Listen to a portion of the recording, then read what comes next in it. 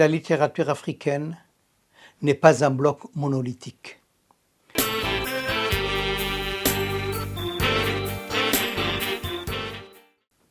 Leurs thèmes majeurs sont l'exil, la mémoire coloniale, la guerre, la paix, l'espoir, l'avenir.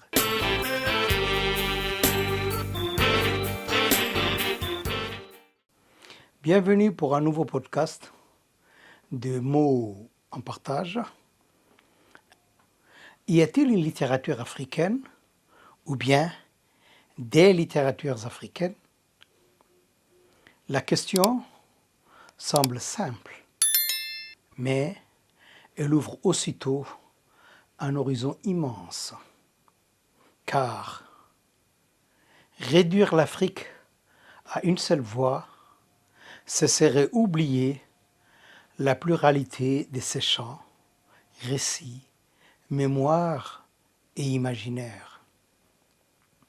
La littérature africaine s'écrit en français, en anglais, en arabe, en portugais, mais aussi dans des langues africaines foisonnantes.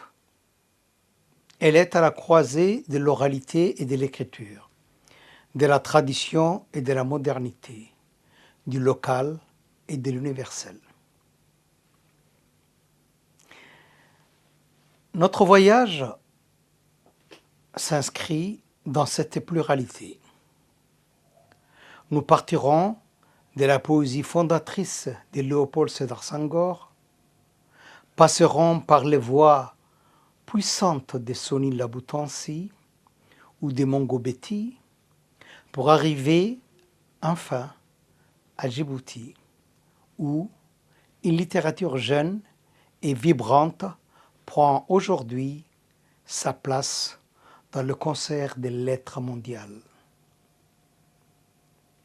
Dans les années 1930, à Paris, Senghor, Césaire et Damas inventent la négritude, un mouvement littéraire et politique qui proclame la dignité noire et la beauté des cultures africaines.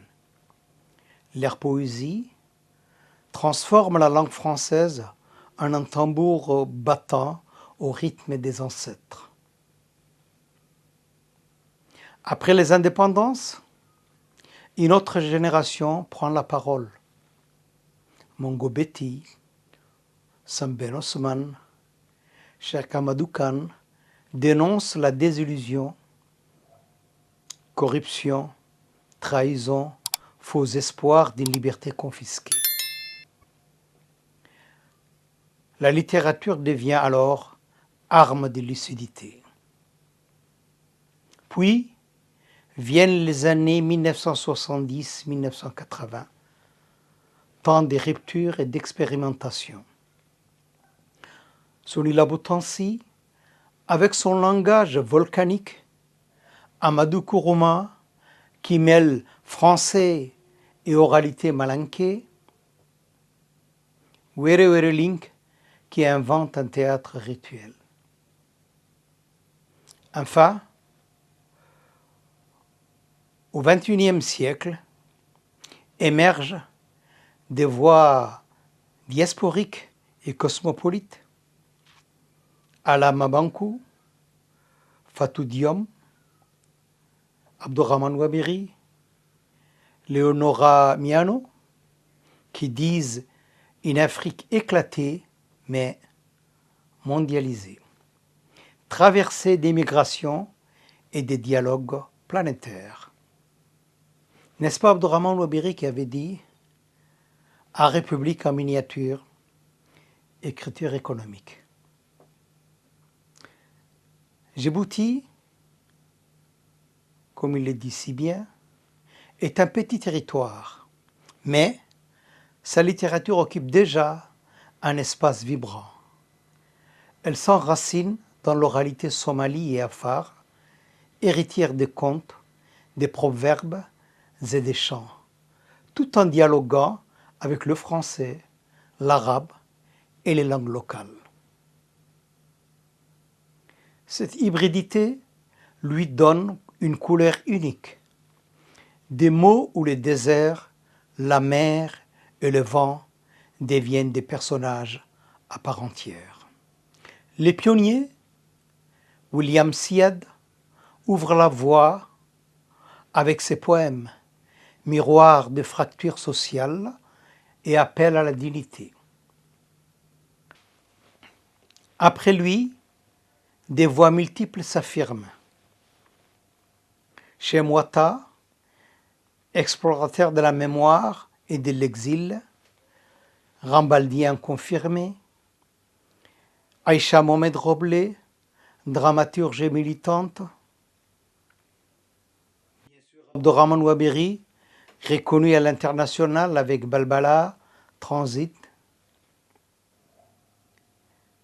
et entre autres, parmi les plus jeunes, Aboita Amoita, dont la poésie oscille entre mélancolie et espérance.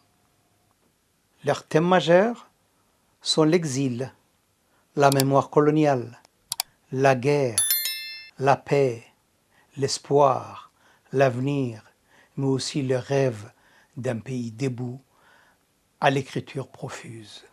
Et surtout, cette littérature djiboutienne invente des ponts entre les langues et les mondes, faisant de Djibouti un carrefour poétique et culturel à l'échelle planétaire. Pour clore ce voyage, écoutons alors les écrivains eux-mêmes. Senghor, dans Les Chants d'ombre, fait de la poésie un souffle universel entre tam-tam et étoile.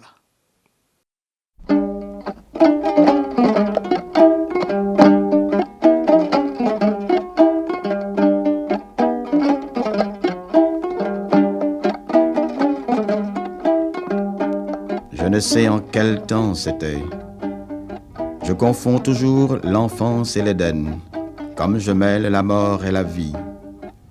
Un pont de douceur les relie. Or, je revenais de Fahoy, m'étant abreuvé à la tombe solennelle, comme les lamentins s'abreuvent à la fontaine de Simal. Or, je revenais de Fahoy, et l'horreur était au zénith. Et c'était l'heure où l'on voit les esprits quand la lumière est transparente. Et il fallait s'écarter des sentiers pour éviter leurs mains fraternelles et mortelles. L'âme d'un village battait à l'horizon. Était-ce des vivants ou des morts? Puisse mon poème de paix être l'eau calme sur tes pieds et ton visage, et que l'ombre de notre cour soit fraîche à ton cœur, me dit-elle. Ses mains polies me revêtirent d'un pagne de soie et d'estime. Son discours me charma de tout mets délectable, douceur du lait de la minuit. Et son sourire était plus mélodieux que le halam de son diali. L'étoile du matin vint s'asseoir parmi nous, et nous pleurâmes délicieusement. Ma sœur exquise, garde donc ces graines d'or, qu'ils chantent l'éclat sombre de ta gorge. Ils étaient pour ma fiancée belle, et je n'avais pas de fiancé. Mon frère élu, dis-moi ton nom. Il doit résonner haut comme un seron, rutilé comme le sabre au soleil. Oh, chante seulement ton nom. Mon cœur est un coffret de bois précieux, ma tête un vieux parchemin de Djenné. Chante seulement ton lignage, que ma mémoire te réponde. Je ne sais en quel temps c'était. Je confonds toujours présent et passé, comme je mêle la mort et la vie. Un pont de douceur les relie. Soni Laboutansi, avec la vie et Demi, peint la folie du pouvoir dans une langue flamboyante, où le grotesque côtoie le tragique. Et autrement, il dit dans un poème: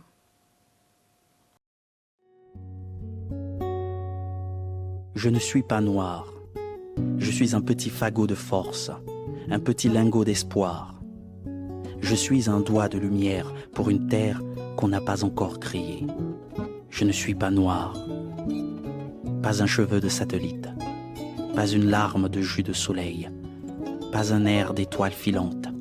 Je ne suis pas noir, pas une goutte d'urine cosmique, ni la morve du hasard, ni le pain quotidien de l'Occident, ni le vent qui passe, ni cendre, ni fumier, ni Sodome, ni Gomorre, ni feu, ni carbone, ni cap, ni promontoire.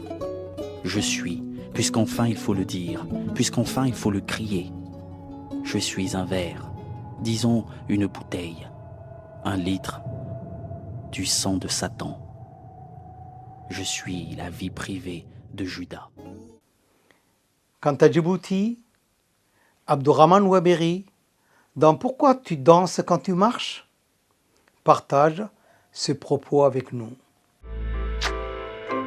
C'est l'histoire d'une enfant et de son père. Alors une enfant à qui on a dit « Tu sais ma fille, tu pourras jamais demander ça à ton père, il faudrait pas que tu fasses du vélo avec ton père, etc. » Donc cet enfant a été titillé par ces questions qu'elle entendait dans l'entourage. Et puis vers 3-4 ans, elle décide d'aller partir à l'assaut du père en disant « Mais c'est père qui me paraît normal, il y a des choses qu'il peut apparemment ne pas faire. » C'est là qu'elle pose la question « Mais papa, pourquoi tu danses quand tu marches ?» Et le père, confronté à cette question à la fois affectueuse et en même temps dure, va essayer de remonter dans le temps et expliquer à sa fille pourquoi il est un peu légèrement différent comme papa. Et ce faisant, il raconte son passé et il se réconcilie avec son passé. Il affronte un trauma de son enfance où vers 7 ans, il a été victime de la maladie qu'on appelle la poliomyélite, qui lui a laissé une jambe plus faible que l'autre. À partir de là, il va développer une forme de différence que lui renvoyaient les autres, différence sur les terrains de football par exemple, quand à 14 ans, il ne pourra plus courir aussi vite que les autres, et qui va l'amener plutôt à fréquenter les livres, les bouquins, que les petits copains. Et du coup, en fait, il s'est fait son identité à partir des livres, jusqu'à devenir écrivain et aujourd'hui enseignant de littérature française à l'université de Washington, à Washington.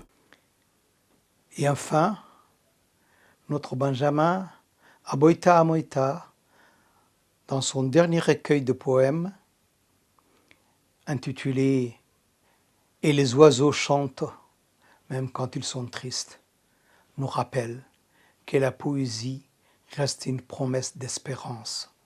Les oiseaux chantent, même dans la douleur. Ces voix montrent que la littérature africaine n'est pas un bloc monolithique, mais un archipel vivant. Et parmi elles, la littérature djiboutienne, encore jeune, se distingue déjà par sa capacité à transformer le sable en encre, l'exil en chant. Comme un proverbe en devenir, les écrivains djiboutiens plantent des mots dans les déserts pour que naissent des forêts de lecture. Je vous remercie.